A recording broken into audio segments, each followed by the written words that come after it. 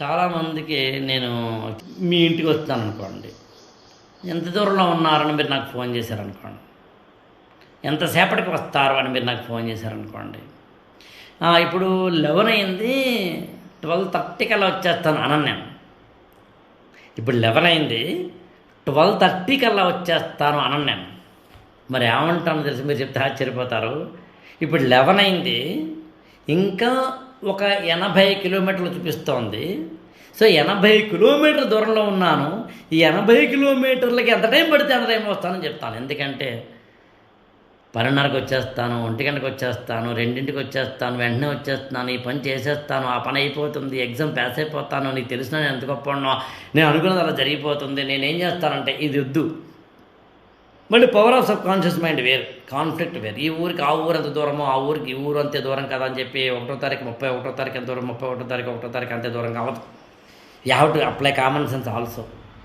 అందుకని ఎప్పుడూ కూడా నేను ఈ పని చేసేస్తాననే పదం కాకుండా, సంస్కృతంలో కానీ ఓల్డ్ యాన్షియంట్ గ్రీక్, లాటిన్ లాంటి భాషల్లో కానీ యాక్టివ్ వాయిస్ కన్నా ప్యాసివ్ వాయిస్కి ప్రాధాన్యం ఉంటుంది. అంటే కర్తరి వాక్యం కన్నా కర్మణి వాక్యం.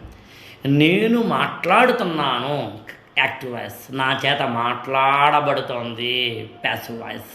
నేను భోజనం చేస్తున్నాను యాక్టివ్ వాయిస్, నా చేత భోజనం చేయబడుతోంది. ఎందుకంటే నేను చేయడం లేదు, నా చేత చేయబడుతోంది. చేయబడ్డం ఆపేస్తే చేయబడ్డం ఆగిపోతుంది. ధర్మరాజు దగ్గరికి ఒక అతను వచ్చి నాకు దానం చేయండి అంటే, రేపు మధ్యాహ్నం 12కి రావయ్యా ఇస్తానన్నాడు. ఒక ఏదో సెంటు భూమో ఇంకొకటి. పక్కన కూర్చున్న సహదేవుడు అనుకుంటా నవ్వాడు. ఎందుకు నవ్వుతున్నారా తమ్ముడు అంటే, అన్నయ్య రేపు 12కి రా దానం చేస్తానన్నావు, రేపటిదాకా నువ్వు ఉంటావా? రేపటిదాకా ఉండవు నువ్వు. రేపటిదాకా ఏంటంటే ఇంకో క్షణంలో ఉండం మనం. ఎప్పుడు పోతామో తెలియదు. ద్వేషాలు వద్దు, పగలు ప్రతీకారాలు అక్కర్లేదు. చిన్న చిన్న అలకలు కమ్యూనికేషన్ గ్యాప్స్ ఉంటాయా, తీర్చేసుకుందామండి. మీరు చెప్తే ఆశ్చర్యపోతారు. నా సన్నిహితులు తెలిసే ఉంటుంది. నేను నా వల్ల అవతల వాళ్ళకి బాధ కలిగిన, అవతల వాళ్ళ వల్ల నాకు బాధ కలిగిన ఫోన్ చేస్తాం. ఏమయ్య నువ్వెందుకు ఈ మధ్య నాతో మాట్లాడట్లేదు, బహుశా నీకు ఏదో కోపం వచ్చింది అనుకుంటా. కోపం రావడం హక్కు బాబు, రావచ్చు. బట్ నా వల్ల ఏదైనా జరిగితే సారీ చెప్తున్నాను. మరి అయినా అలకతో ఉంటే ఉండు నాన్న అంటాను.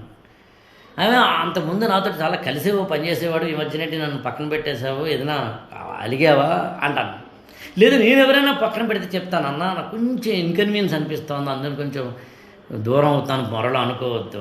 చిన్న మాట మాట్లాడేసుకుందాం, పని అయిపోతుంది కదా. మన ఛానల్ని లైక్ చేయండి, షేర్ చేయండి, సబ్స్క్రైబ్ చేయండి.